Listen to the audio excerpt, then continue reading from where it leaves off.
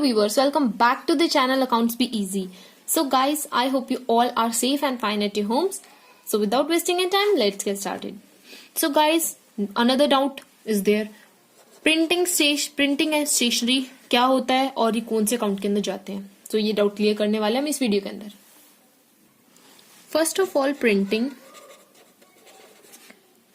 is production of goods, books and newspaper. Okay, and then stationery means like stationery items like pen, pencil, eraser and extra.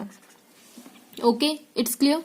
So कोई भी expense हमारा printing stationery के related होता है तो वो हमारा प्रॉफिट एंड लॉस या फिर P&L अकाउंट के डेबिट साइड में जाता है, बिकॉज ये हमारा एक्सपेंस है. और ये हमारा कौन सा एक्सपेंस है, डायरेक्ट है इनडायरेक्ट, ये आप मेरे को कमेंट सेक्शन में जरूर बताइए. अदरवाइज मैं आपको बता देती हूँ, ये हमारा इनडायरेक्ट एक्सपेंस होता है.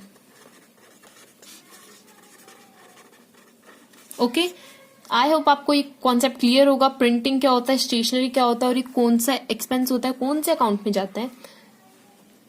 So that's all for this video. I hope all the concepts are clear to you. If you like my video, then please hit the like button and do subscribe and share my video as much as possible. Thank you so much, guys.